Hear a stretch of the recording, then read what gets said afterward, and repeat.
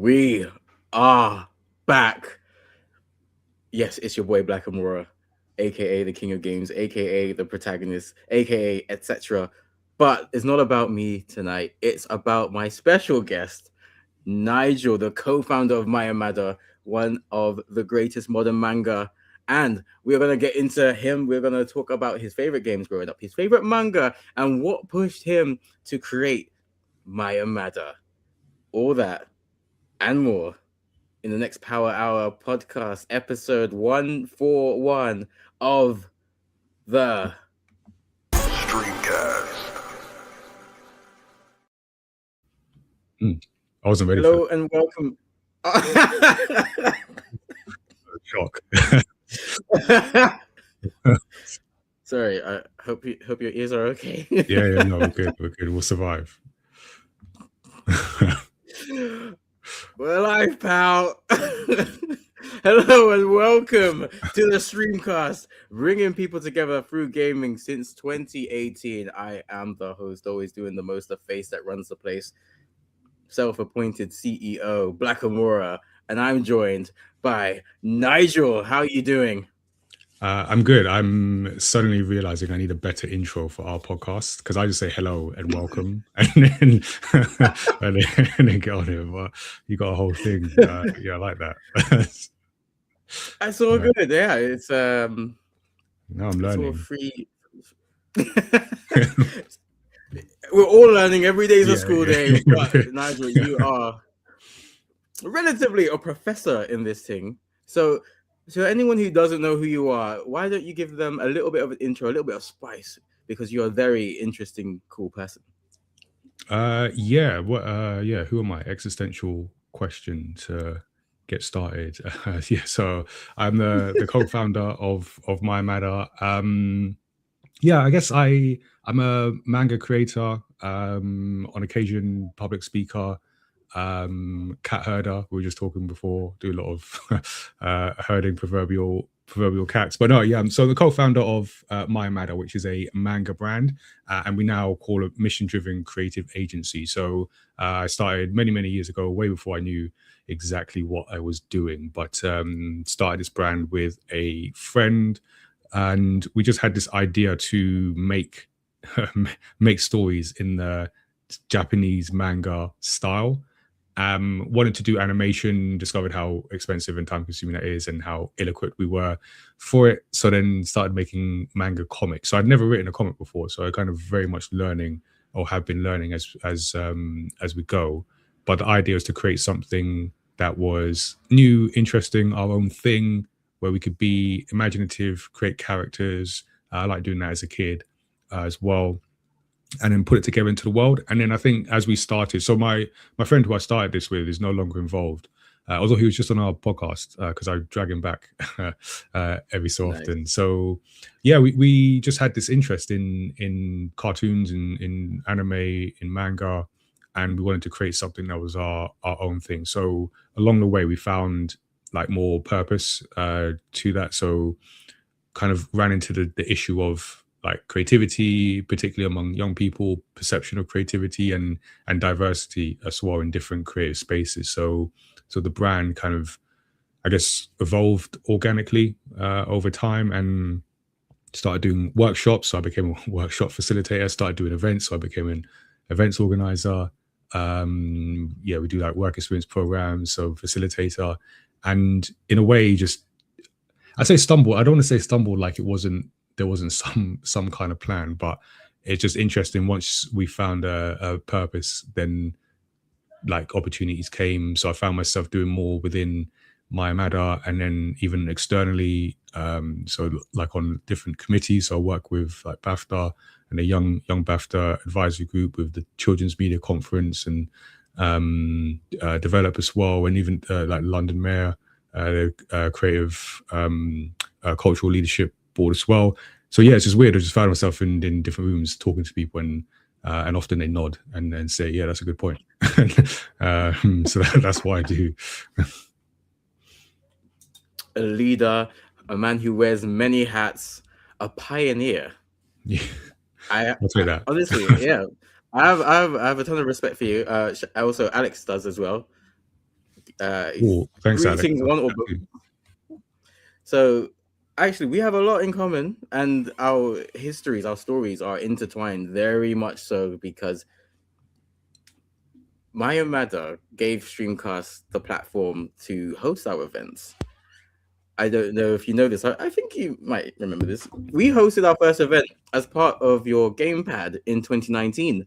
Yeah, South London, We Lambeth had, Town Hall. yeah. It was that the first very event? cool. That was our first event. Oh, okay. I don't think I knew that. So, I'm not sure. Cool. You do now? Yeah. That makes me feel old, but yeah, no, that's really cool. Wise and experienced and distinguished. That's cool.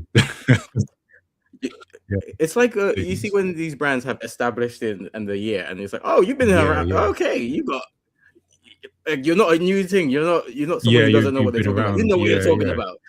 Yeah, you know what's funny on that? I saw I took a picture. I had some, like, microwave rice. I don't know what brand it was, but I had like established in 2012 or something. I was alive then. I was like, that's not, because you're used to seeing like established like, I don't know, 1886. Yeah, like 1905. Like, damn, this is what life is like, established when you were born. And that someone's gonna look at that and be, that's old. Like, yeah, Man City, for example, established 2008. It's kind of crazy. Yeah. There's these new brands. So yeah, that's actually, I didn't know you didn't know that. I feel like, I don't know, but that was very cool. It was an amazing experience for us, and we hosted, I believe it was FIFA 20 and Dragon Ball Fighters, actually. Okay. Yeah. It was a ton of fun. I think Gogeta was the newest character, so the movie must have just come out, and I was excited because obviously I'm one of the biggest Dragon Ball fans there are, and Gogeta is the coolest. So being able to play as him, I did play as him. Being able to watch people play as him and just enjoy the games was very fulfilling to me, and you could almost connect the dots as to what we do now, which is hosting events on a regular basis. So yeah, we have a lot to credit you with. Cool. No, I appreciate you remembering. I remember that day. That was a big, because it was a nice venue as well. Oh yeah, it was really good, nice and spacious. And it wasn't just us, obviously. Millennium Gamers were there as well. We had Nintendo were there. Nintendo did film Pokemon, which I've yet to see. Actually, I missed that. I think it was on social media, which is why I missed it. Yeah, it was on socials. I definitely remember seeing it, and I think I was on it. Yeah, I remember as I was dashing about, like, different people being interviewed. Yeah. So yeah, that was crazy. Do you have that link? I guess it must be expired by now, but I'd have to dig for it. Okay, all right. It wasn't recent. Go in that history, search history. Yeah. I'll have a look over the weekend. If I do find it, I'll send it your way. Yeah, something. I've genuinely not seen it. Another thing, you mentioned it. Yeah. It's very blasé, but you actually are a mangaka. That is very cool, and that is something that I wanted to do growing up, because I was inspired by the likes of Pokemon and Yu-Gi-Oh! And Dragon Ball, and I wanted to do something like that for myself. I guess I didn't really see the pathway of making that happen for me, similar to working in video games back in the day, but you actually made that happen. So I would like to know, first of all, how you made the jump from enjoying manga or media, whether that be comics, whether that be anime, and going, I want to do that for me. Yeah, it was my surprise. It wasn't as conscious and planned a decision as you might think. I think for me also, what's interesting, I've read more manga since doing mayamada and making our own than before. So because I think the impression people have is like just like steeped in manga. I've read them all. I just haven't. That wasn't necessarily me. So a lot of the influence, like particularly the anime, the manga, came from Lau, the other co-founder, and I just had a general interest in like cartoons. Not that I wasn't like consuming it, just not as much as you might think, given that the brand we started. But general cartoons. I mean, to be fair, like Transformers was like one of my major things. Samurai Pizza Cats. For those of a certain age will remember that and things like that. But I think for us, I'm not even sure. I might have to ask Lau and see what he remembers. But I think we had this idea that we could tell these stories. We can create stories, and even before that, we wanted to make something that was like Japanese inspired. So I won't go into the whole history. I'll save that for a future Wikipedia page. But there was actually another version of mayamada before like this one, and there were 5 of us, like 5 friends, and we all had similar interests, but none of us had any like business fashion, because we were doing like clothing design, just like none of that. And then that sort of fell apart, or fell away. And then me and Lau came up with the idea of like, oh, what do we actually like doing? We're like making stories, so let's do something on that. And then we came up with this universe, and then we came up with the characters, added to the characters, started writing the stories, and that's where it came. And I think for me, I've because at the time I was writing, so just personally, not even comics, but just creative writing. And just like turned it into that. So it was very just, let's do this thing. And it's we think it's easier than it actually is, and let's do that. So a lot of ignorance will get you into situations, and then stubbornness will keep you there. So that's kind of how that worked out. I like that. It's a very interesting way of putting it. I think obviously you're a very aspirational human being, and I have a saying: motivation will get you started, discipline will keep you going, and that's carried through whether it's a really tough video game, Sekiro, Ghost of Tsushima, all of the Dark Souls games, pick one. Whether that's in the gym, whether that is in business, obviously the joy and the almost childlike glee of I want to do this and that is it will get you, it will definitely get you started, and then you realize, oh, this is actually hard. Oh, I don't want to do this today. You have to, though. No one else is going to do it for you. That is genuinely very exactly. It's very much something I can appreciate and stand with and understand. And I definitely think the 5 of you coming together, it's very much the millennial or the modern version of, hey, let's start a band. All your friends from high school or whatever. Hey, we like each other. Let's start a band. That's what we do. Or let's start a radio show. Or nowadays with Gen Z and them lot is, let's start a podcast. And it's all fun. It's all fun until someone has to do the work. Or someone has to edit, or someone has to do some analysis. Someone has to pay a bill. Cash flow. Someone has to deliver some news that isn't amazing. This didn't work. Why not? Oh, we gotta submit a tax an account.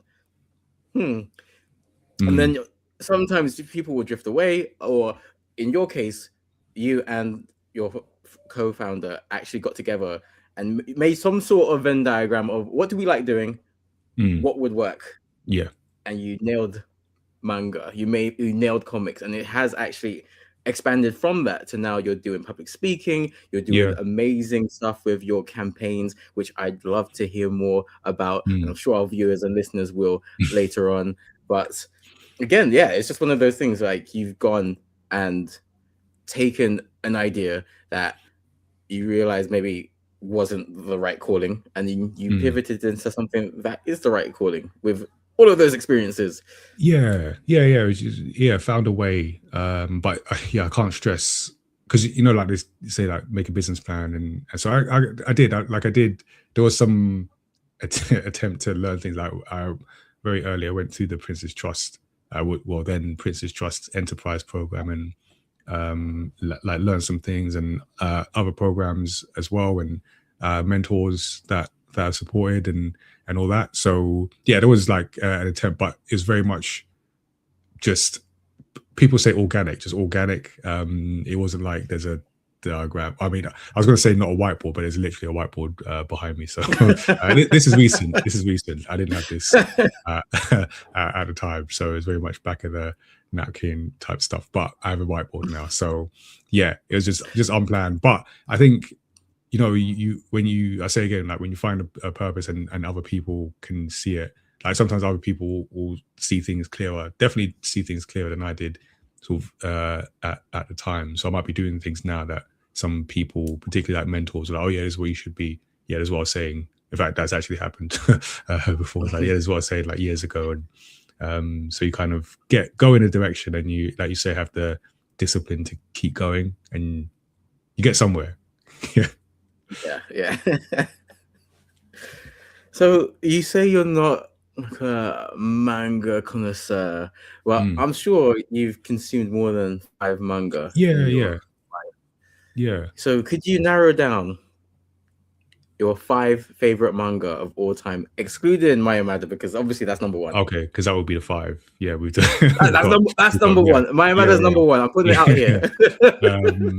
Yeah, no, I mean, I say that, and like I said, since making and being here, just like reading and watching more things. So like I'm talking a decade ago, and so I've been consumed, but it's just interesting beforehand. But I say for me, my 5 as I look over the bookshelf. So I'll say, so the first one that comes to mind is Lupin the Third, which is like a comedy. And I think when I was growing up, or at least not necessarily growing up, but I think when I just got started with this, I didn't appreciate how like the sense of humor in manga in Japan. And it's like, so Lupin's like, it's funny, it's like really quick pace as well, quite like that, like the character.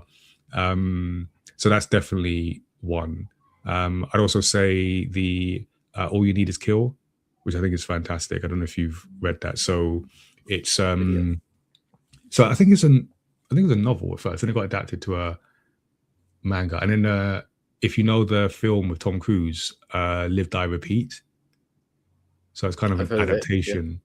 Yeah, it's kind of an adaptation of that. And then, what was the other thing? Oh, there's something else I'm forgetting. But it's also got another adaptation of an anime coming. I think if it's not already out, it's coming out like in summer. So yeah, it's really cool. So it's basically like a time mechanic situation. So in the film Live, Die, Repeat, so like Tom Cruise's character dies over and over again. So it's very video gamey. So you die, you get to a certain point, you have to learn. But the manga, like the art is fantastic, and the story is really interesting. More recently, if you've read Sakamoto Days. No. Okay. Again, I know it. I've heard of it, but yes, please, because I need manga recommendations. Yeah, so Sakamoto Days, it's about a former hitman who's like at the top of the hitmen of hitmen, but he retired, so he got married, and he gained some weight as well, and opened a convenience store. But then he gets pulled back into the world, and it's like he hasn't lost a step, and it's just and he's like, he gathers his team, his family. What else would I say? Wait, how many have I given so far? 3. Okay, I'm trying to avoid, because I do like things like My Hero Academia, like Hunter x Hunter. I'm trying to avoid sort of like the obvious ones and think of, if they're part of your 5, they're part of your 5. No, I wouldn't put it part of a 5. But you know what I would is so just looking off, there's a manga I went to Angoulême, so it's this comic festival in France, in South France, and I met a guy there. He's half Ghanaian, half German. No, not German.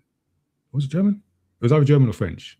So it's one of the European countries, and he's made his own manga called Red Flower, and it's based off like the Anansi stories. And I was just struck as like a black person making manga. I'll share it with you afterwards, because I met him, got the comic, got the manga, and then the next year he'd been like signed to a like French publisher. So like I remember, because the first year I met him, I just walked up to the table and just like started talking. I remember the second year he had a proper stand. I mean, he had a good stand before, but he was doing signings. So there's like a line of people. So I'd like wait. Wait 1 year I could just walk up, and then the next year I had to wait. What else would I say? I definitely put that up there just for like the story, like itself is good, but just the story around it. That was very, like, you know, because we talk about representation. I know you talk about representation. That was like a moment for me. I was like, oh, I didn't know people like you existed in that sense. So that was definitely a good one. Oh, what would I put in my? See, I'm looking over my bookshelf again. I don't know what I put. Usually I'm pretty good at picking favorites, but I don't know what else I'd put in that. Tough one. It is a tough one. I don't know. I would say. So I'm literally like making choices here. I mean, Evangelion is really good. That's very good. That's a solid shout. Yeah. Subject matter at points is a bit suspect, but no, I did enjoy that one. Yeah, it's just there's points in like anime and manga. Yeah, like, ooh, this is not. What am I? We'll put that one in there. We'll put that one in there. Evangelion. Yeah. Okay, nice. Yeah, solid. Yeah, that's a great list. Yeah, I'd definitely be more basic than you.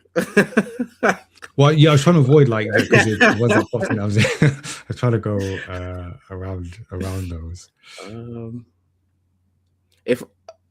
So I would definitely put Full Metal Alchemist as my number one. See, because I haven't read it, but I've watched it. Otherwise, that would be okay. Yeah, that's the other thing. I had to filter out things I've watched but not read. Yeah, fair. Which is more than fair. I watched Full Metal Alchemist first, and this was, I want to say mid-noughties. This was after I discovered Naruto and One Piece, but I think it was on what's it called? Anime Central, I want to say, on Sky. I think it was something like that. They had that. It was weird. It was after the Toonami rise, right? And then there was another channel for anime. I think it was called Anime Central. And then late at night, they had stuff like Bleach. They had Full Metal Alchemist. They had Witch Hunter Robin. They had Ghost in the Shell, first and second gig. And yeah, Full Metal Alchemist was just so cool because it had enough of the shonen tropes of the main character with his unique hairstyle, but then it was a very different story that dealt with loss and tragedy and pain and conspiracy. The main character not getting what they want all the time, and I loved it. Also, Full Metal Alchemist, one of the first anime that I watched that wrote women well, because that was definitely something that I noticed as a pain point when I watched stuff like everything from Pokemon to Digimon to Dragon Ball to Naruto. I would say One Piece as well. I don't think women were written as strong as men, and that's probably an unconscious bias because a lot of those mangaka are men. With the Full Metal Alchemist mangaka being a woman, maybe that's why that became a thing. I think it's because she's actually a good writer. That too. But I think just the perspective, because even we just did an episode on One Piece live action, and someone made the point that Older said that because he's a father now, like changed his perception, becoming a parent changed his perception on how he wrote, particularly Sanji. That was the discussion topic. So I think being a good writer, because Full Metal Alchemist is like, I'd say it's arguably like the best. At least one of the best anime manga. But just like that perspective, so there's things you just won't do or you'll think about coming from a different perspective. So I think that does count. You know, she's got because I just started watching what was it called? Demon It basically got a new anime I just started watching. Oh, really? Yeah. Okay. Yeah, I'll find it as we talk. Yes, please let me know, because yeah, she's in that category of I'll watch whatever she puts out because that's good quality. But yeah, to go on from that, I watched Full Metal Alchemist, and then for some reason, I could tell that the anime diverted from the manga because it just dropped off in quality really quickly. I guess it was because they had to wrap up the series really quickly, and the manga was continuing. The anime had caught up, and they weren't getting any more episodes. So I think they wrapped up at like 25 episodes.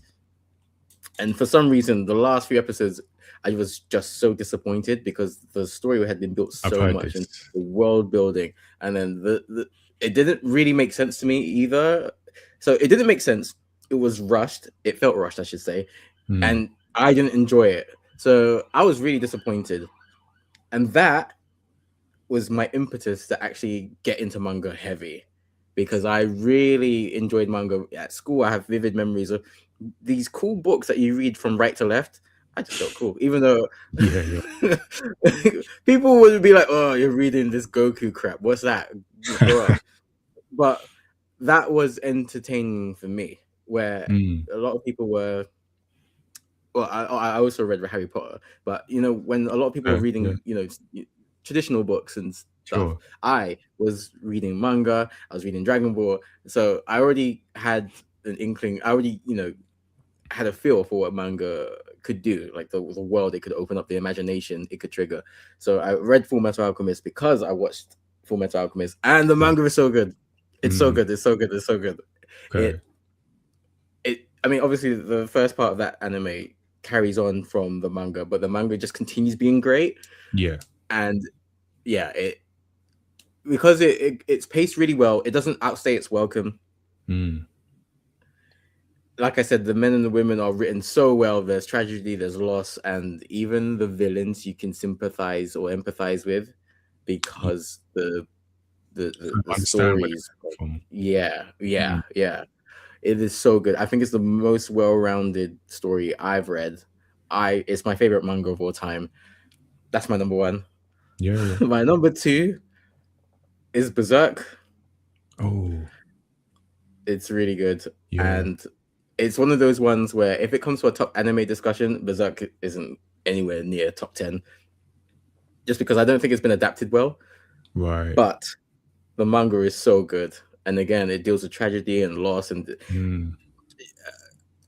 trigger warnings. Like, there is some really dark, depraved stuff that can induce depression and all sorts of stuff. Like, be ready. This is not shonen. This is not lighthearted. Yeah. But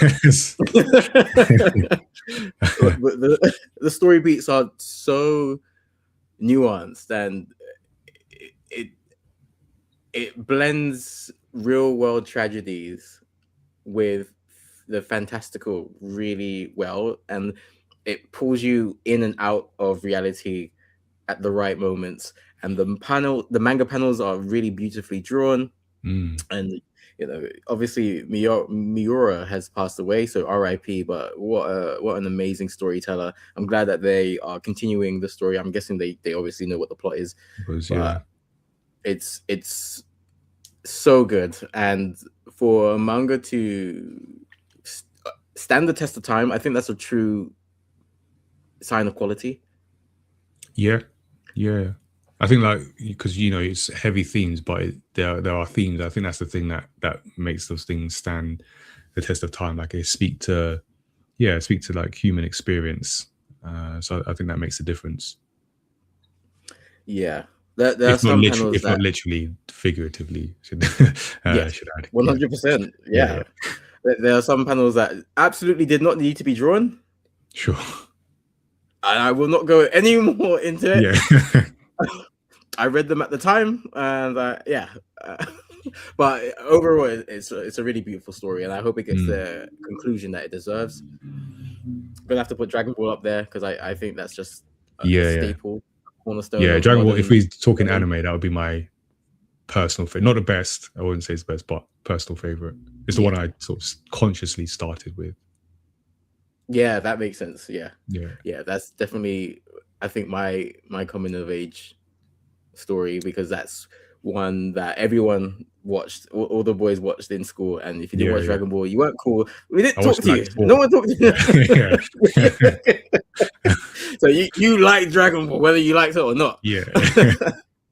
And like I mentioned, I read manga because I recognize obviously Goku, and it's one of those that I think from chapter 1, Goku meeting Bulma, to the end of the Frieza saga, I still think stands the test of time. I think that's a really solid, coherent story.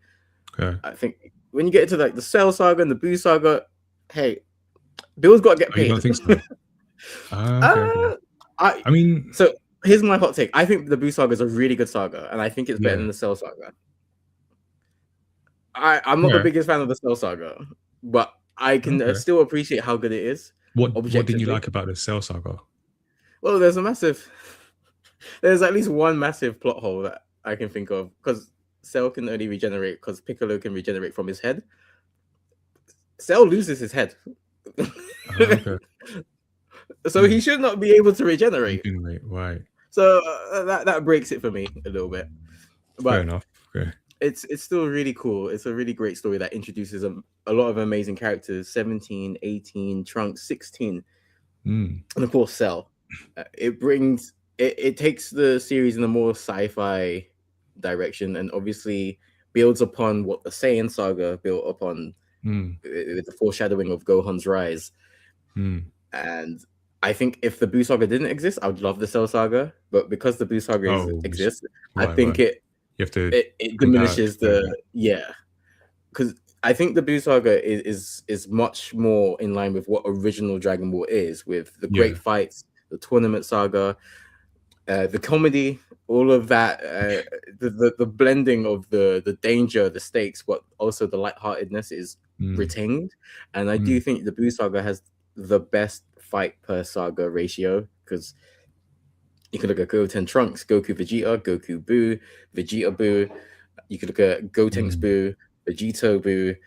You could Gohan Buu, Goku Kid Buu. I think Okay. Yeah. there's a very strong catalog of fights that are in the end of the series. That's fair. Yeah. I mean, the Frieza saga for me had the, when I was gonna say memorable, not that the others aren't memorable, but the like the Trunks, the introduction of Trunks, and Yes. that whole like that just sticks in my mind more than almost anything there. Like Goku turning Super Saiyan for the first time. It's like that, those first moments. I Yeah, think, like for that part. 100%. Yeah, no, that's yeah, I like that. Yeah, I still think Trunks has the best intro in all of anime. Yeah, but I would not argue with that. He's fantastic. He came in, and the thing about Like, that intro is that, because like Dragon Ball, as yeah, much as I did enjoy it and loved it, it did take its time with with yes. but Trunks came in like on business. Like he just got Oh, it's Trunks so came good. in. Yeah, Trunks came in from the real world, like from London. Like I got places to Yeah, be. yeah. Let's wrap this up quickly. Yeah, My train to catch. Right, he just came in and did the thing. I'll And get left. paid by the I hour. appreciate that. Yeah. Yeah, Trunks was on some other kind of contract. So yeah, Yeah. I did appreciate that. He just came in and did the thing. So I will say, Dragon Ball Kai fixes that problem massively, Okay. because Dragon Ball Z has about 300 episodes. Dragon Ball Kai has about 150. Okay. So the pacing is so much better. Okay. And also the manga like cuts all of that stuff out. Sure. So it's much better paced. Okay. I can't watch Z nowadays, but I can watch Kai. Fair enough. I might have to check it out, because I stopped at Z just because sometimes I do this thing. If I feel internally like the story's been told, then I'll just Oh stop. yeah. Yes. You already know the story. There's no like yeah desire. Yeah, I get that.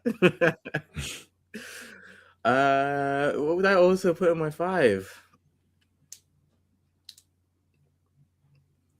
I would put what was that Hunter for? Hunter. Is that 4?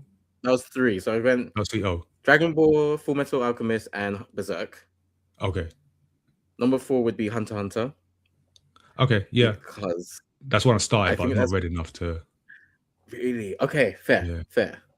That is I think it's got the most comprehensive power system in all of shonen with Nen.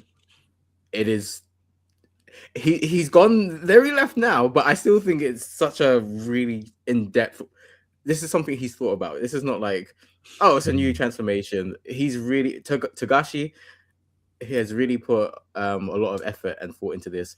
Who is still alive, and Toriyama, the creator of Dragon Ball, has passed away. So obviously, rest in peace to him. One absolute legend of the game. But Hunter x Hunter is so comprehensive. It's really strong, and obviously, without Dragon Ball, you don't get Hunter x Hunter. Without Dragon Ball, you don't get One Piece or Naruto. A lot of these mainstays, household names. So I really feel like Hunter x Hunter built upon what made Dragon Ball great, and just maximized it, multiplied it by 1,000 with Gon's simplified but very powerful Nen powers, and Killua's mischievous and almost sneaky, but he's also really intelligent. And I think I think Hunter x Hunter overall is better than Yu Yu Hakusho, but they're very similar templates. So if you enjoy one or the other, I think you would enjoy the other. Yeah. I mean, I've enjoyed reading Hunter x Hunter, but like I said, I haven't. Still relatively early. In fact, that's me for a lot of things, relatively early.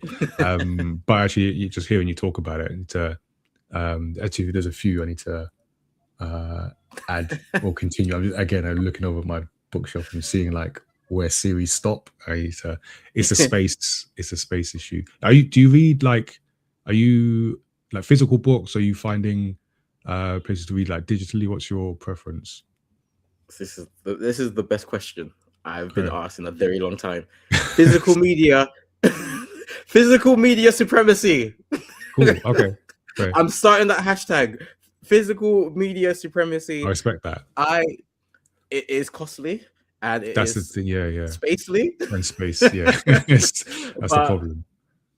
100%. I will take physical manga over digital every day of the week. Digital is only for convenience. If I'm trying something out, I'll do digital. If I'm locked in, if I know that I like this anime or this manga, I will collect the physical books. So with the ones I've named, I'm collecting Berserk manga, I'm collecting Dragon Ball manga, I'm collecting Full Metal Alchemist and Hunter x Hunter. Whereas if I'm starting something new, I'll definitely go digital just because of the risk. But I much prefer physical. How about you? Are you physical man or physical? I mean, yeah. You named your collection. Yeah. I mean, it's interesting because when we started the brand, we've always done physical, and in a way, it's one of the things that I don't necessarily regret, but because I'm so focused on physical, we focused on physical and sort of miss the switch because most people are digital.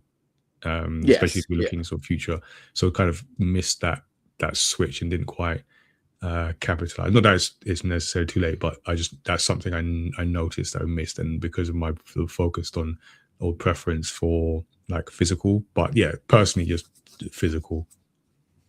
Yeah, I can completely understand that. I think I'd like to think it's not too late, but I definitely think digital, there's a whole other market involved there. So definitely get your stuff out there if you can. Exactly. I have no idea about the costs and the other laws that have to go into that. But in terms of ease of access, coverage, you can get so much more international attention. So there's absolutely almost no negatives to going digital as well, not instead of, as well as physical. No, for sure. I don't know what I'd put as my number 5, which is not great.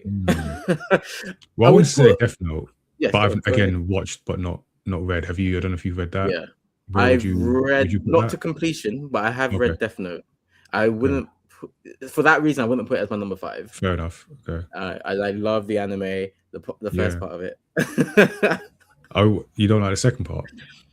Well, there's something that spoiler alert. Oh, okay. The post L. Okay.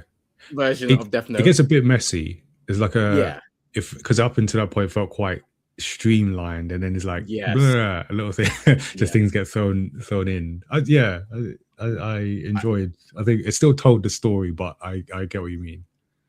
Yeah, for me, that's when It wasn't they as clean.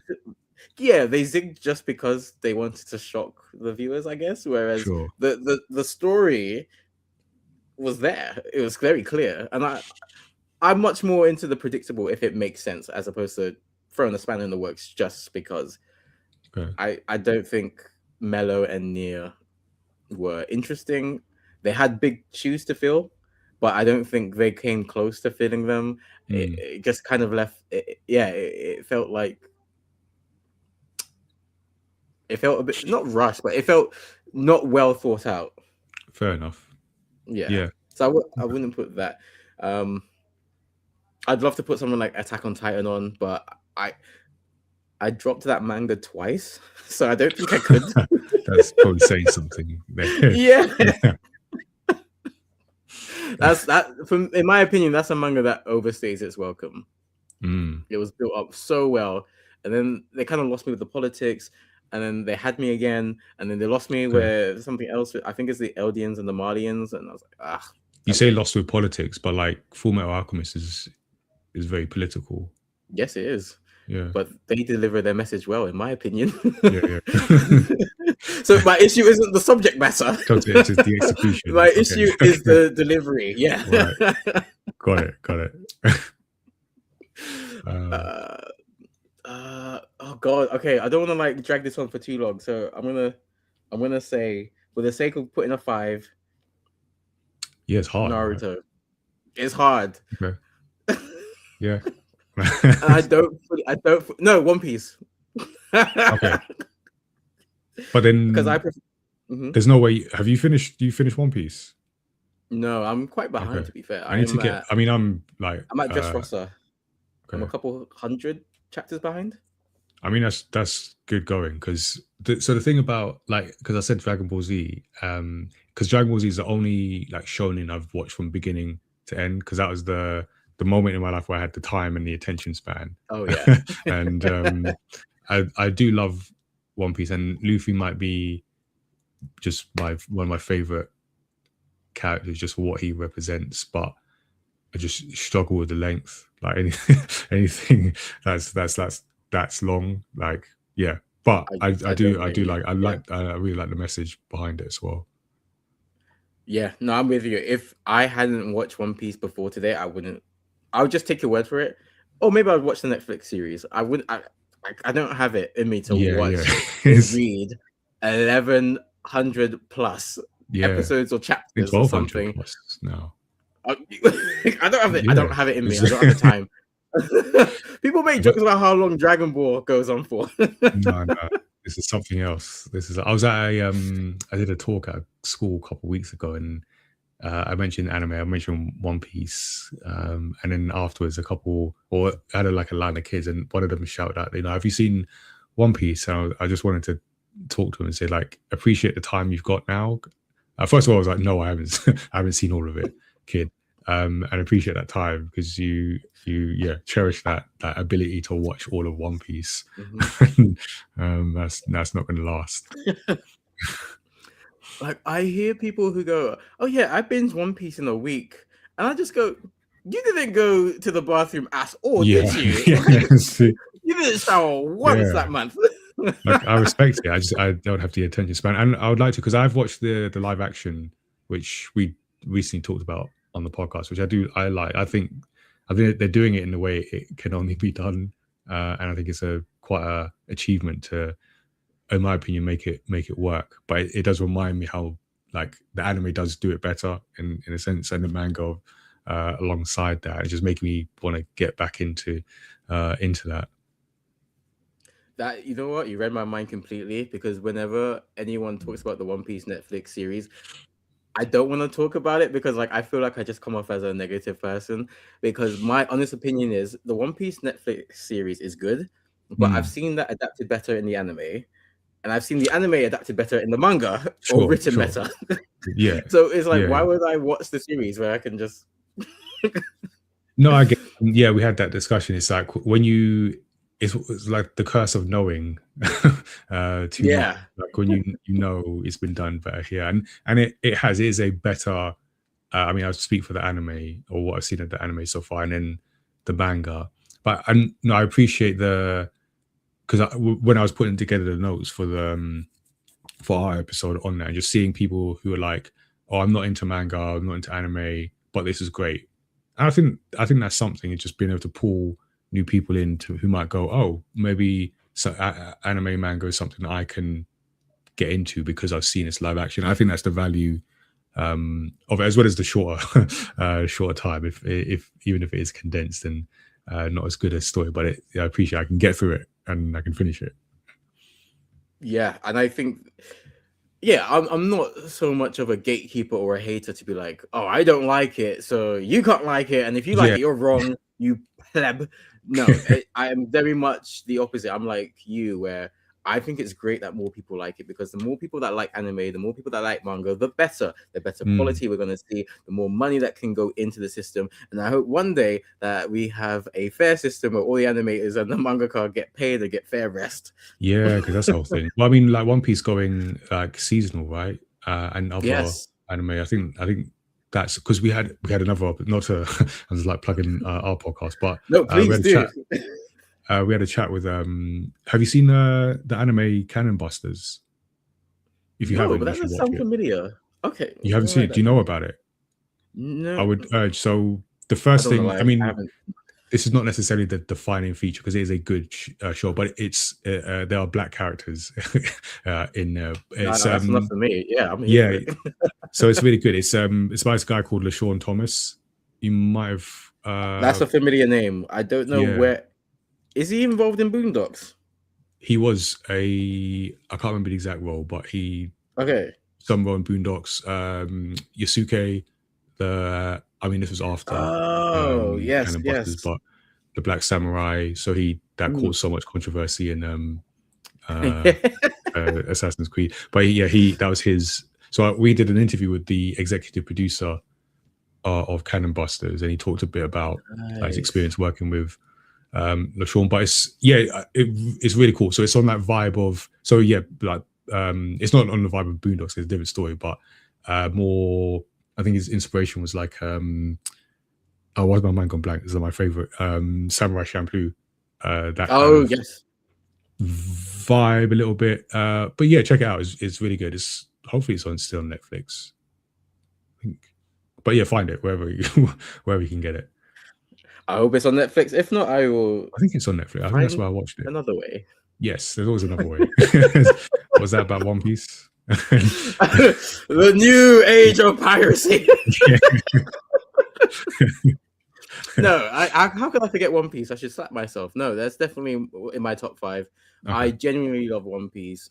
It's the gateway for me to get into subbed anime, because I only watched anime in English beforehand, and my introduction to One Piece, and I had a conversation with a couple people yesterday about this, and they were shocked. My introduction to One Piece was 4Kids, so I didn't know anything else. So I thought his name was Zolo. I don't know why, but I thought I thought the guy was being threatened with a hammer on a spring for some reason. So all the censorship I was introduced to, and it wasn't until they got taken off the air that I somehow found the Singapore dub, and then was like, hold on, they're calling him Luffy. I don't think that's right. And then I found the actual Japanese version of One Piece, and I fell in love with it. And from there, I watched the manga. I read the manga after Marineford, or before Marineford. After CP9 is around CP9 Marineford where I started to go into the manga, because the pacing of the anime was just not good for me. Right. I couldn't do it. But I think it was CP9, because I read Marineford and then I went to watch it because that was just a madness, and I was like, I need to see this animated. Okay. And yeah, it's got so many memorable moments. Like you said with Dragon Ball, One Piece has so many memorable moments for me. And even its beginning, I know a lot of people call it a slow burner, a slow starter.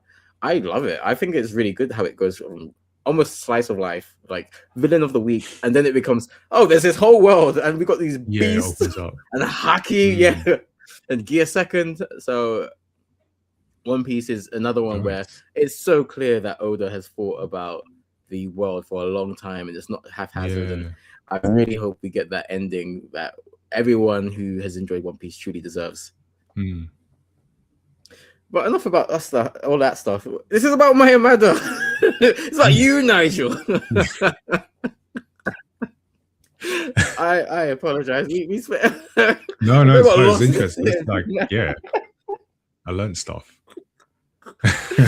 I mean, yeah, like we know that obviously you got into the whole designing and the whole art, the whole work of telling the story through comics, but Mm.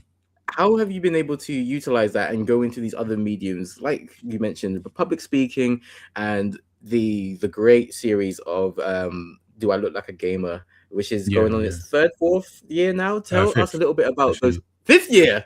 Yeah, Wow, yeah. damn. It's- Yeah. yeah. Tell us a little bit about those ventures and how you initiated them and how it is keeping those going. Yeah, all good questions. So I think, just practically it's so because we started with comics and we're like, oh, we're gonna make a comic, we're gonna go to Comic-Con, we're gonna sell a bunch of comics. We sold some comics. I was like, you don't really make money selling comics, so that's the first thing for, unless you're like Marvel or DC, and even they will make more from like the films and merchandise and stuff. So it was a practical thing of money. What will bring in some money quicker, basically, not to make it too sort of crass like that. So we started doing workshops, and then started doing workshops with like taking what we do in comics and turning that into we can come into a school, college, do a session. So that was like something, and then someone would pay us to come in and deliver things. So it was more immediate thing. And I think what that then did, so actually alongside the workshops, we also started doing events. And initially those were free, and then we started doing ticketed events again, just trying to think of like what's the sustainability, the revenue in like generating thing that we can do. Reminder, we did not do business, so we were just like, oh, we just make comics and then money comes afterwards. And no, it does not work out like that. So it was more practical things, like things we could do to build a brand with the events, or to bring in sort of money to fund the things. So we've done our first comic through Kickstarter, or actually Indiegogo, and then Kickstarter as well. So things like that, and like loans and through like Prince's Trust and other avenues. So that was a situation.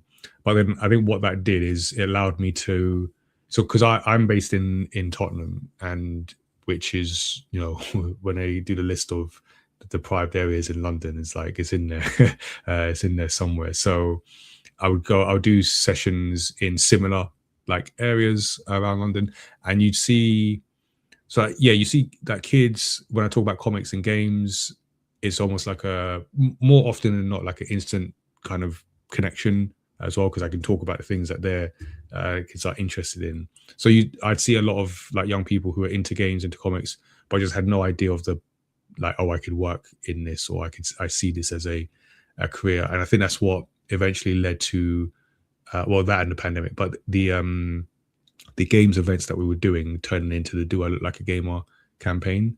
So even through our own events, we'd get, and I didn't fully appreciate this at the time, it's like other people would tell me, but we'd get like a diverse range of people. So people say, oh, that looks like very inclusive and stuff. And I'd be like, yeah, that's just what we're used to. But then realizing that it's not the norm in games, and in terms of like the workforce. So, the audience, the people who buy games are diverse, but people who work in games is not still not. So I think all those experiences kind of came together, and then we had the idea to do a campaign where, just about challenging that perception of what does the game look like, because typically, you think like young white male who's socially isolated.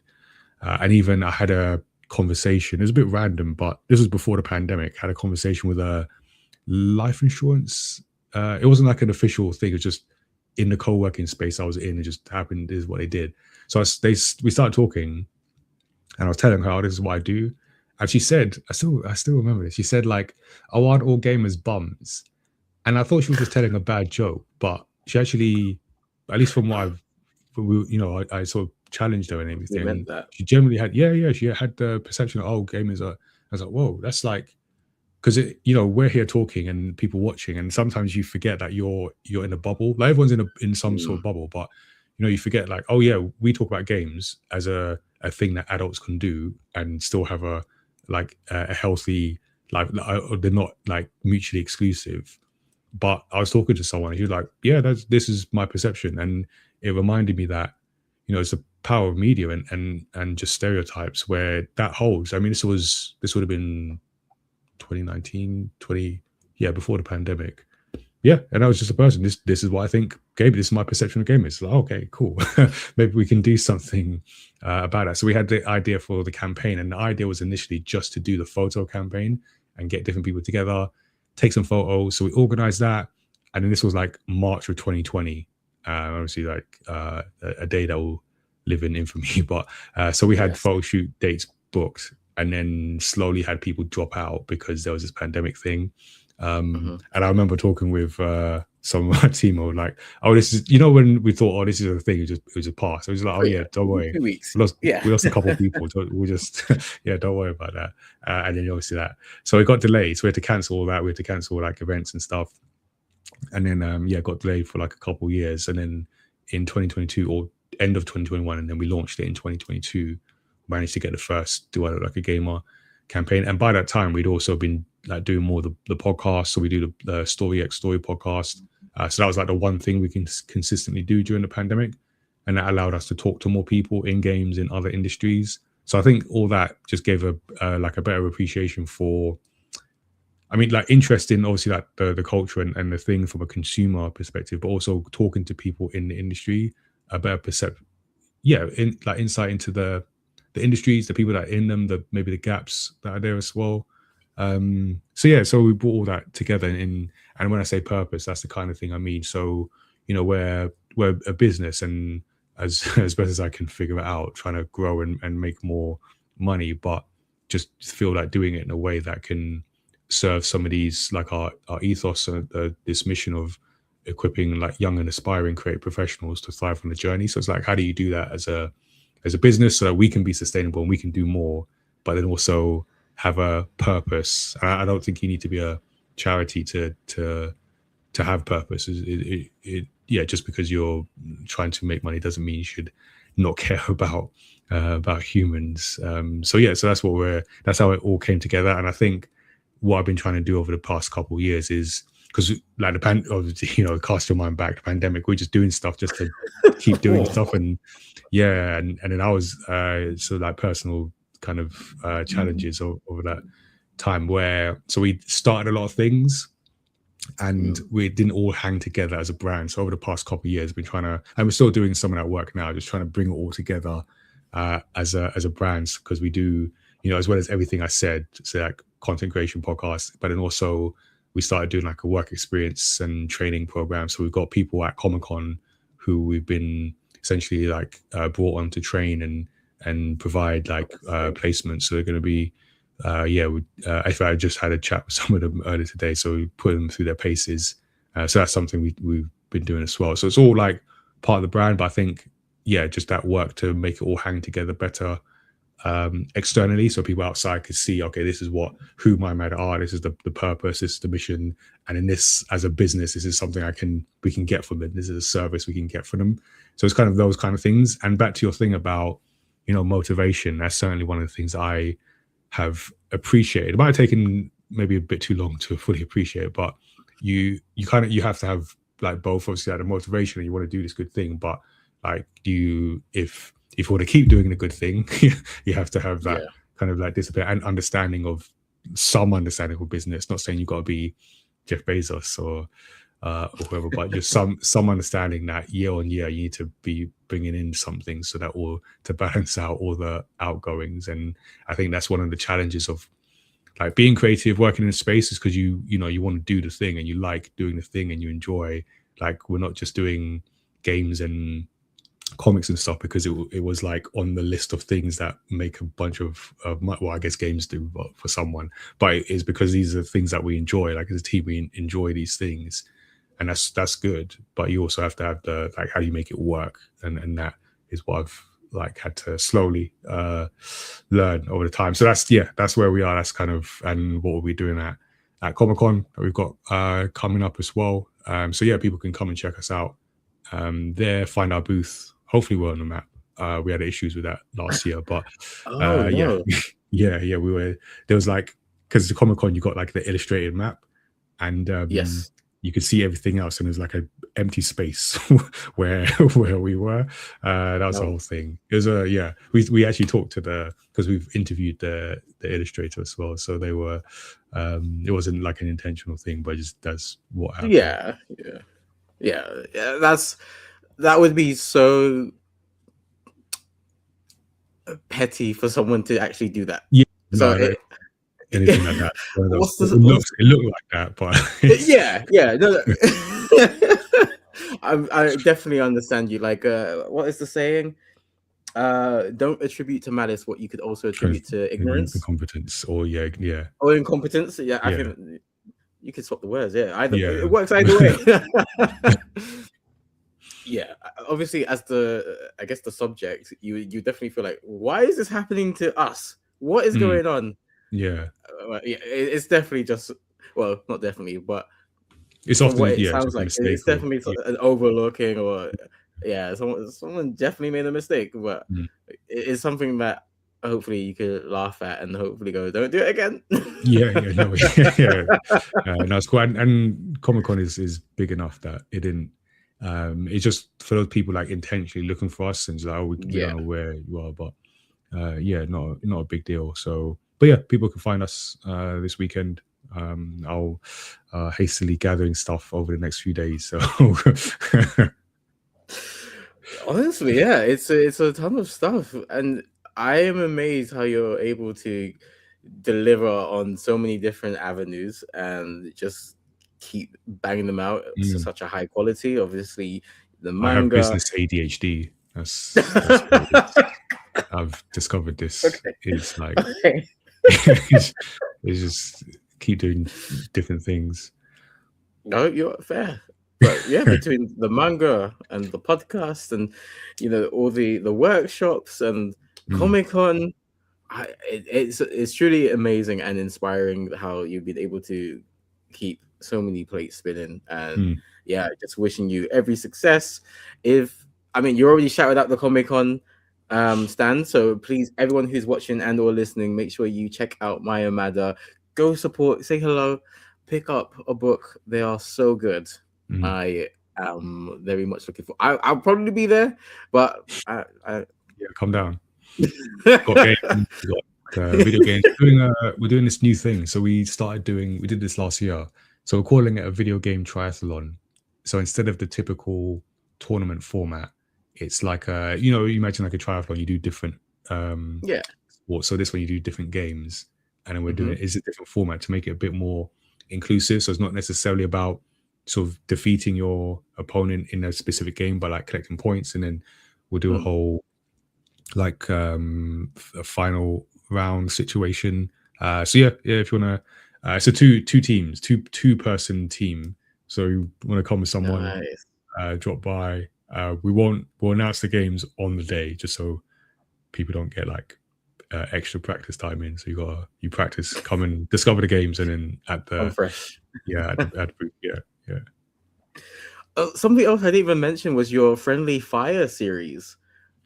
So that is something that so that kind of came out of this. So because that's something we did during the pandemic. So when we couldn't do the in-person events, and we did the gamepad online events, and we had this Friendly Fire, so people come play as teams, and that was cool because we had we had people in this country, we had people in America, we had one team from Brazil as well taking part. That was really cool.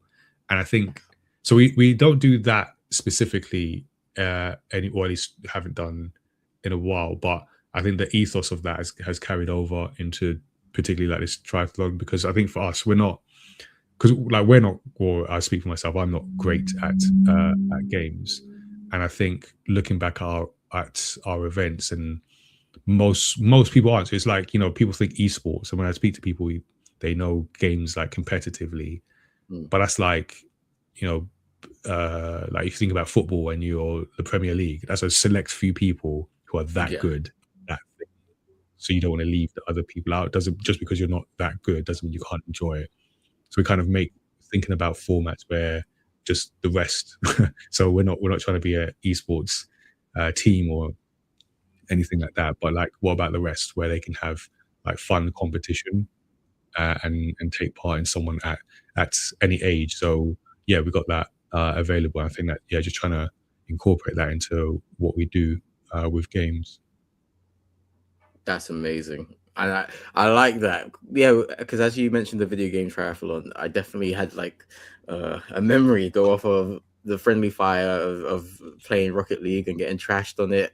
Yeah, So exactly. I'm so happy that you're continuing that, and it's true. It's what I really miss about video games. You know, when you just got around someone's house and you just played games on the couch, just to, you know, to have fun and chill out for a bit. So I'm very glad that you are almost leveling up the friendly fire experience, and I hope it goes very well at Comic-Con and beyond. I wish you every success.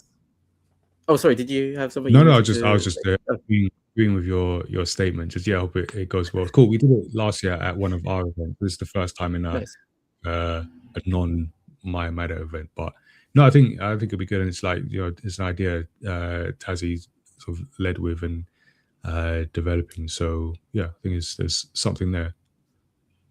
Sweet, yeah. Final question from me. I've yapped for way too long. Anyone who wants to follow you or support you, where can they do that? Online, offline? What's the best way to support mayamada?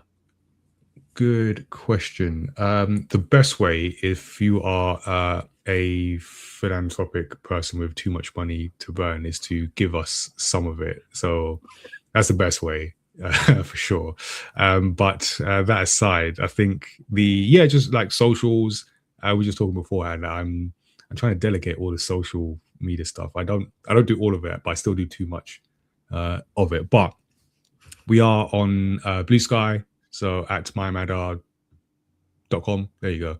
On Blue Sky, mayamada TV on Instagram, TikTok. We're still on Twitter if anyone is there, but yeah, if we have to talk about that too much. What else? What did I feel like I'm forgetting something. Instagram, TikTok, Blue Sky, Twitch, YouTube. Yeah, there you go. Thank you. There you go. I'll just bring you around with me to remind me. Yeah. YouTube, Twitch. So we do actually, and to be fair, we do use those because we do like monthly live streams. So we'll do like at least, I feel like 2 a month. So we do, different types of shows. And then we just did our launch event live stream for the Do I Look Like a Gamer campaign, which will still be on Twitch as we're speaking live, but then also on YouTube as well, so people can check that out. And we've got more stuff to come from that. So we went to Barcelona for this campaign, so it's the 5th year, and we got to go to the King offices. So we took some of the photos there. We got a vlog video that I had to edit, so I edited that myself. Quite proud that I managed to actually keep attention span to do that. So that will probably go up on YouTube at some point this week. So people can check that out. So we're trying to do better with like video content over the year on socials, on YouTube, so people can see more of what we do. Amazing. And I'll be sure to put those links in the description and the comment section of YouTube. So make sure you go and support Nigel and mayamada. And if you have a lot of money, please give them, shove it in our faces. Yeah. let's say a small grant of £10 million. That should be enough. Yeah, right? yeah. I'll take it.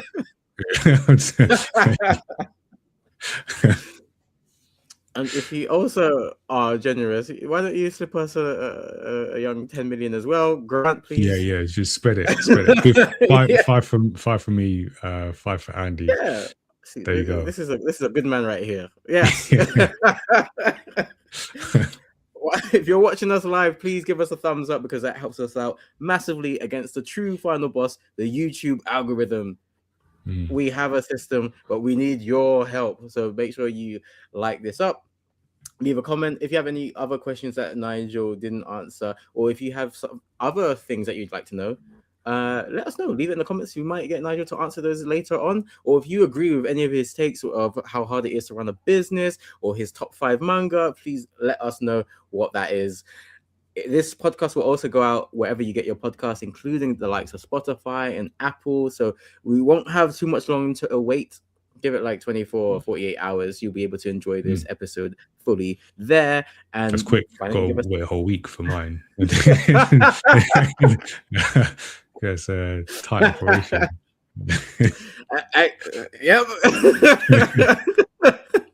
I run a tight ship. And we won't go into that anymore.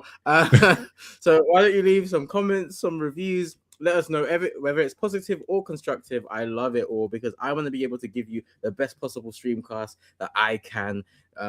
You can give us reviews and star ratings across Spotify and Apple, I believe. And the more you do, the better we look. And the more people that can enjoy the streamcast, and the more people that enjoy the streamcast, the more cool guests we can get on, like Nigel. So make sure you support us. We are also on TikTok and Instagram, Streamcast_. Those are the only other social media platforms I care about. So yeah, follow us there. Fair. And if you like games, if you like the video game triathlon that Nigel has shouted out, please go to Comic-Con this weekend. Tickets are still available. But on the 4th of June, the first Thursday of each month, Streamcast have our games nights, which are free. So please come along. And it's not just video games, it's card games, it's board games. So anything that you can play, please come along. We have tried games like Blackjack, which went well, Uno, which went well, but chaotic. We had an Overcooked night and no one got cussed out. It was amazing. The vibes were so nice and friendly. And there are also new games that we are trying out every month, like Skull and Trio. So make sure you come through, whether you are self-professed good at games or not. It doesn't matter. We are here to have a good vibe, good time, and for you to at least leave with one more friend than you came in with. It's at Zombie Games Cafe, which is in between Cricklewood and Kilburn. So don't miss it, and it's completely free. So don't worry about anything like that. And before I forget, the next episode of the Streamcast, episode 142, to me, my X-Men. We are going to be talking about season 1 and season 2, a review of season 1 and then a preview of season 2 on the 8th of June from 8 p.m. 8 p.m. on the 8th. Easy to remember. There'll be a bit of a break. 8, yes, sir.